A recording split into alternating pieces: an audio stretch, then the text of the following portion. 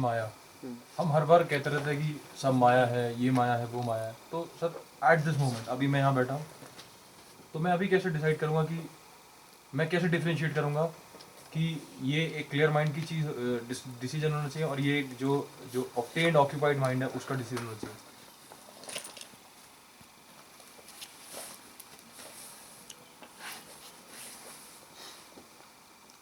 जब भी ऑब्जेक्ट रूप में कुछ भी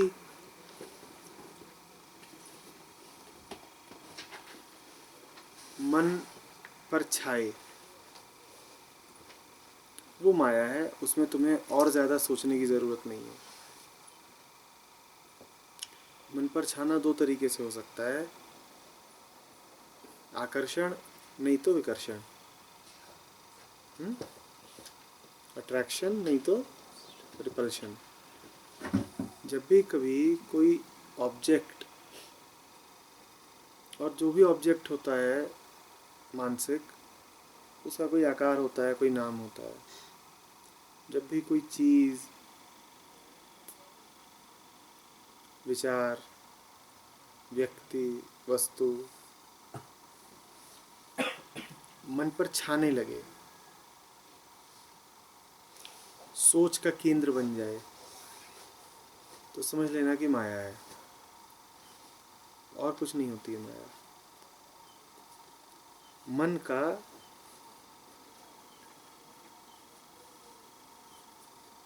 रूप की तरफ आकर्षित होना, रूप कुछ भी हो सकता है,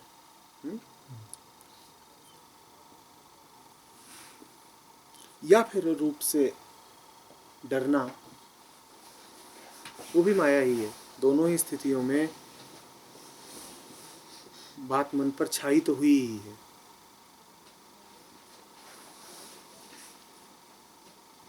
बात समझ में आ रही है?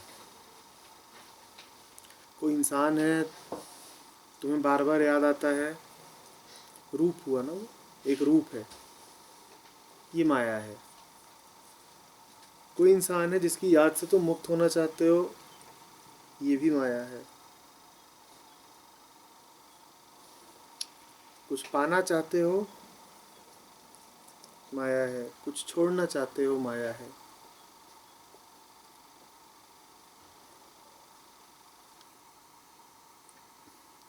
मन में जो कुछ भी है, जब वो बहुत महत्वपूर्ण लगने लगे तो माया है।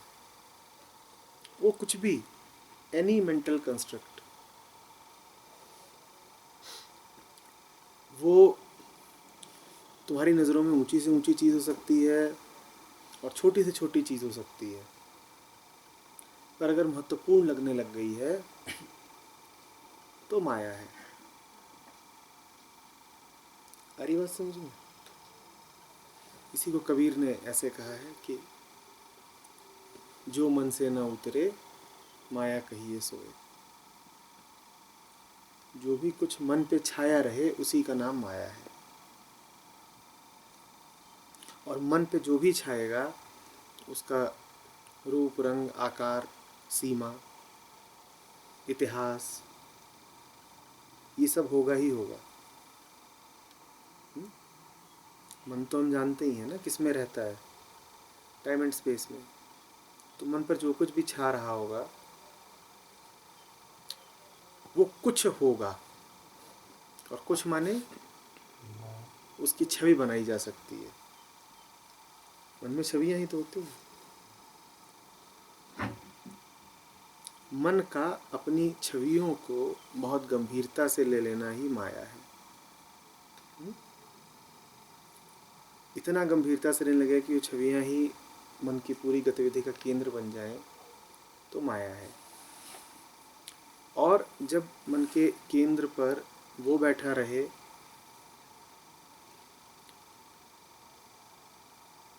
जिसका नाम नहीं हो सकता, जिसके बारे में सोचा नहीं जा सकता,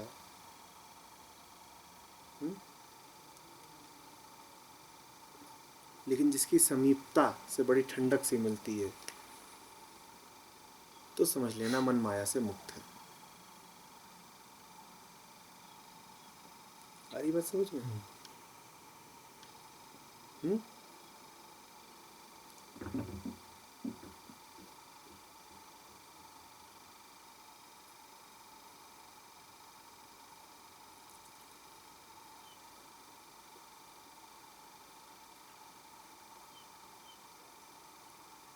माया कभी कह के नहीं आएगी कि माया हूँ।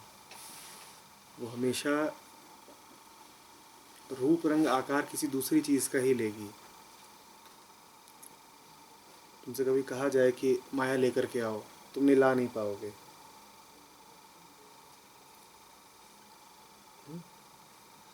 वो किसी भी व्यक्ति का, किसी भी चीज का आकार ले सकती है।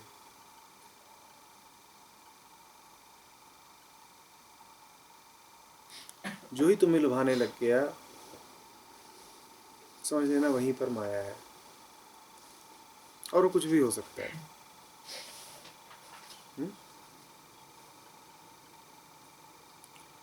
जो ही तुम्हें लगने लग गया कि अरे नहीं, इससे ऊपर तो कुछ हो ही नहीं सकता, जब भी तुम ये कहने लग जाओ कि ये पालूं तो जीवन सार्थक हो गया, समझ लेना माया है। जब भी किसी भी क्षण में पाओ कि दुनिया की कोई भी चीज तुम्हारे लिए इतनी कीमती हो गई है कि तुम कांपे जा रहे हो, तो समझ लेना कि माया है। तुम खड़े हो, ये मुझे नौकरी देगा कि नहीं देगा, और दिल धड़क रहा है धड़ धड़ धड़ धड़ धड़ धड़। इस वक्त तुम्हारे लिए सबसे महत्वपूर्ण क्या है? वो नौकरी, एक कागज जिस पे लिखा हुआ है कि तुम चयनित हो गए, माया है। इस वक्त कुछ भी और तुम्हें याद ही नहीं आ रहा, सब भूल गए हो, सिर्फ तुम्हें क्या याद है? नौकरी। समझ लेना माया है। मन पर कोई चीज छाई हुई है। अरे बात समझ में?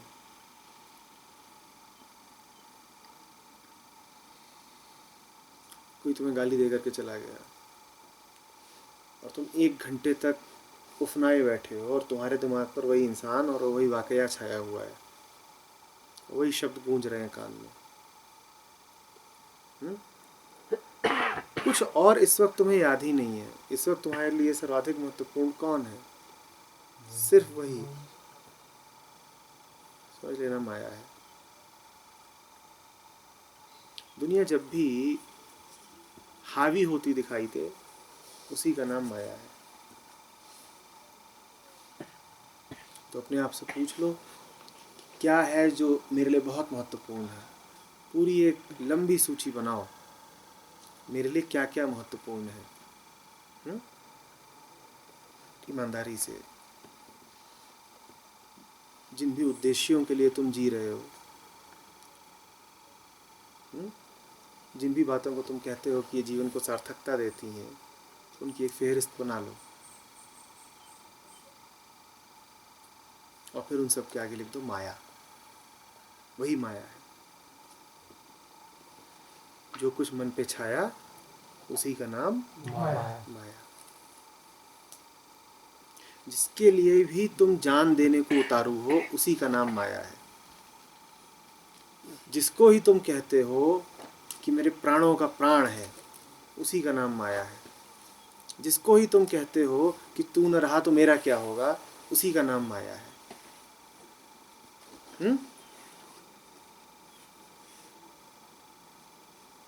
अरे बस समझ गए। और वो कुछ भी हो सकता है। वो ऐसा लग सकता है कि कोई बड़ा सार्थक, नैतिक, यहाँ तक कि आध्यात्मिक उद्देश्य भी हो सकता है। अगर तुम्हारे मन पे लगातार यही छाया हुआ है कि मुझे मुक्ति चाहिए, मुक्ति चाहिए, मुक्ति चाहिए, तो ये भी माया ही है, क्योंकि तुम्हारे मन में मुक्ति की एक छवि है। मुक्ति तुम जानते तो नहीं हो ना, क्योंकि मुक्त तो तुम हो नहीं। जो मुक्त नहीं है वो मुक्ति को तो नहीं जानता। उसके पास मुक्ति के नाम पर क्या है? एक छवि है। और जहाँ कहीं भी मन पर कोई छवि छाई हुई है, उसी का नाम माया है। कोई भक्ति में मशगूल है और उसके मन में भगवान की एक छवि छाई हुई है।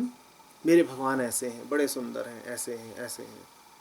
जहाँ कहीं भी छवि है वही माया है।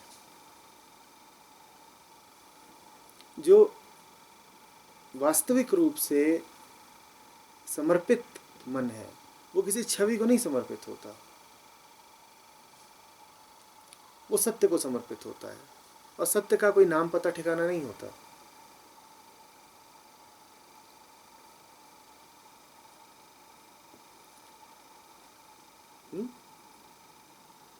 छवि तो सीमित होती है और छवि के बाहर जो कुछ होगा उसको तुम सत्य मानोगे नहीं, अगर तुमने सत्य की छवि बना रखी है।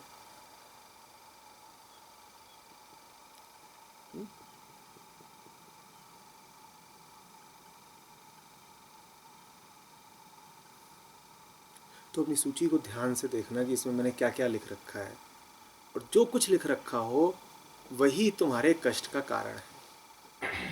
अब तुम्हारे लिए बड़ी मुश्किल खड़ी हो जाएगी, क्योंकि उसमें जो कुछ लिखा होगा वो तुम्हें बड़ा प्यारा होगा। उस सूची में तुम लिखोगे ही वही सब जो तुम्हें बड़ा प्यारा है, लेकिन जो तुम्हें बड़ा प्यारा है सिर्फ उसी से तुम्हारे जीवन में नर्क है, क्योंकि वही माया है, वही तो मन पे छाया रहता है। और इसीलिए माया से मुक्ति इतनी कठिन है, क्योंकि वो या तो गहरा आकर्षण बन के आती है, बड़ी प्यारी लगती है, या फिर वो बड़ा डर बन के आती है। और मन पे डर भी खूब छाता है कि नहीं? मन पर वासना जितना छाती है और जितनी ऊर्जा से तुम्हें भर देती है, तुम दो ही स्थितियों में बहुत तेजी से दौड़ लगाते हो। कुछ तुम्हें बहुत अच्छा लग रहा है तो उसकी ओर भागोगे, और कुछ तुम्हें बहुत डरावना लग रहा है तो उससे दूर भागोगे। दोनों ही स्थितियों में तुम बिल्कुल ऊर्जा से भर जाते हो। यही माया है, खूब दौड़ाती है, कभी किसी की तरफ, कभी किसी से दूर।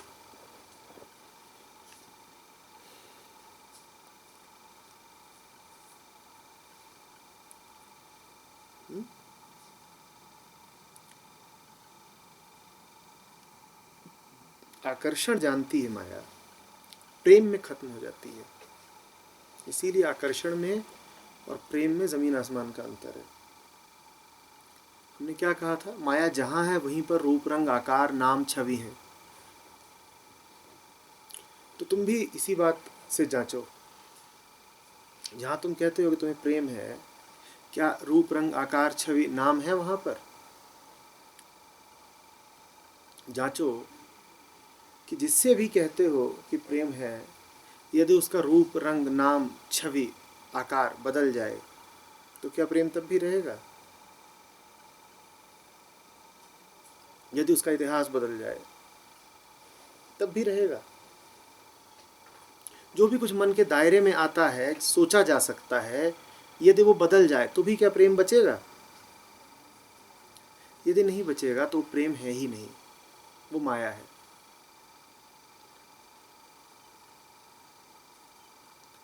और माया को बड़ा पसंद है प्रेम बनकर आना।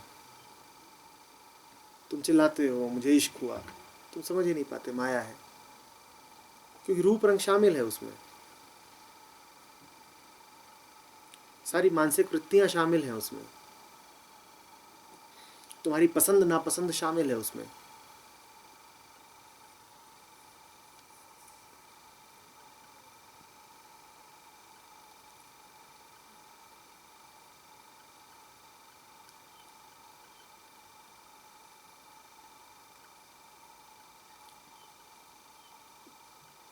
आकर्षण में माया पलती है, प्रेम से माया दूर भागती है।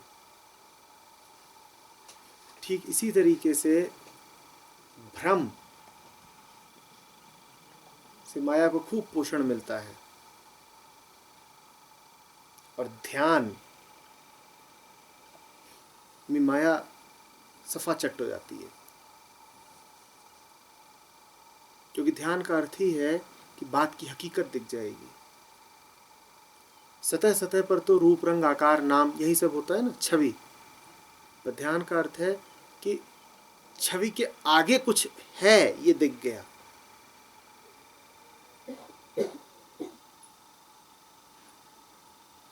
माया ध्यान से खूब डरती है, माया प्रेम से खूब डरती है।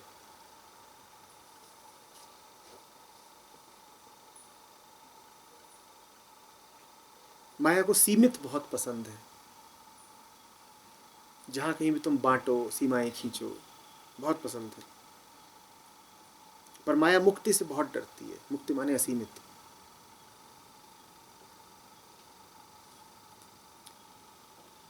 इसलिए जहां कहीं भी तुम टुकड़ों की बात कर रहे होगे, रेखाएं सीमाएं खींचने की बात कर रहे होगे, माया को बड़ा मजा आएगा। माया कहेगी बिल्कुल ठीक है, हाँ ये मेरा ये तेरा। क्योंकि जहां सीमा है वहीं पर बात मन की हो गई ना। मन के भीतर जो कुछ होता है वो सीमित ही होता है। तो तुम जितनी सीमाएं खींचोगे उतनी छवियां बनाओगे। और सीमा खींच रहे हो इसका मतलब कुछ ऐसा है जो महत्वपूर्ण है। तो तुमने किसी मानसिक चीज को महत्वपूर्ण बना दिया, माया को मिल गया मसाला। तो माया को बड़ा मजा आएगा। मेरा तेरा में माया बहुत मस्त रहती है। मैं और संसार, मेरा घर, मेरी उपलब्धियां। तो दिख ही रहा होगा कि अभिमान और माया इकट्ठे चलेंगे। आ रही बात? अभिमान भी तो इसी में खुश रहता है। सीमाएं, मेरा तेरा।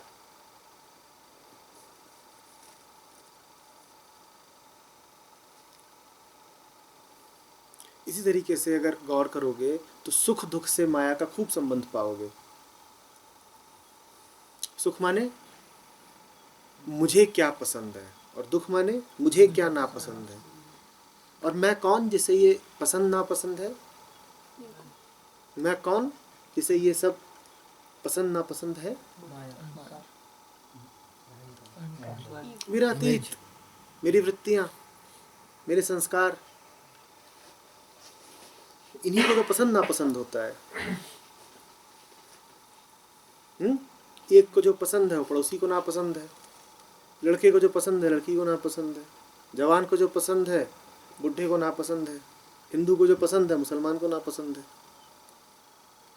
तुम्हारा अतीत,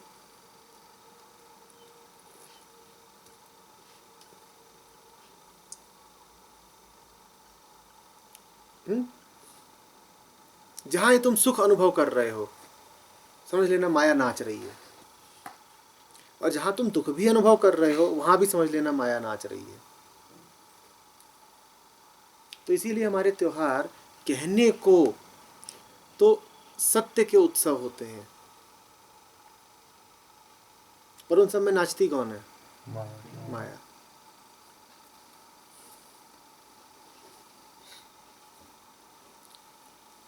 बात समझ रहे हो बेटा? माया वो जो सत्य से खूब दूर है। माया वो जो अपने आप को सत्य के विकल्प के रूप में पेश करती है। माया वो जो कहती है सत्य न रहे तुम्हारे जीवन के केंद्र पर, मैं रहूं। माया माने सत्य का विकल्प, अ सब्स्टिट्यूट फॉर ट्रुथ। इसीलिए दूसरे शब्दों में ऐसा भी कहा गया है कि माया वो जो वो दिखाती है जो है नहीं, और उसे छुपाती है जो है।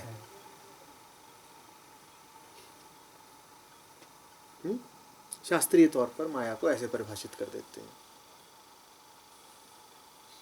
माया की विक्षेप शक्ति कहलाती है वो छुपा देना जो है ही। और माया नहीं, ये माया की आवरण शक्ति कहलाती है। और माया की विक्षेप शक्ति कहलाती है वो दिखा देना जो नहीं है। आवरण माने पर्दा। जो है वो तुम्हें दिख नहीं रहा, ये आवरण है। विक्षेप माने यूं ही कल्पना हो रही है, असत्य में जिए जा रहे हो, जो है नहीं उसको माने बैठे हो। उसी विक्षेप से जुड़ा शब्द है विक्षिप्तता, पागलपन। तो माया पागलपन है, वो दिखा रही है तुमको जो है ही नहीं। जहां प्रेम नहीं है वहां तुम्हें प्रेम दिख रहा है, जहां मुक्ति नहीं है वहां तुम्हें मुक्ति दिख रही है। जिस रास्ते तुम्हारा मंगल नहीं है उस रास्ते तुम्हें तुम्हारा मंगल दिख रहा है। जो सत्य है ही नहीं उसे तुम सत्य माने बैठे हो, यही विक्षेप है।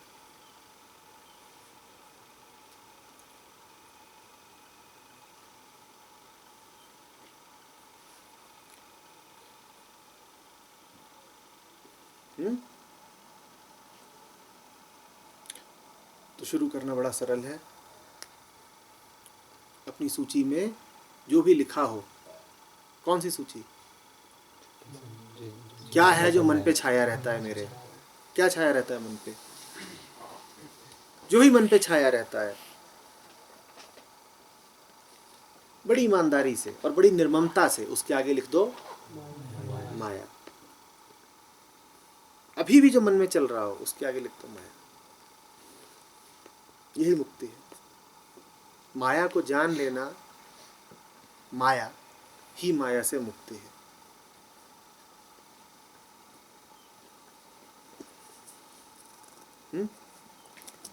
अब गाना माया को, मजा आएगा।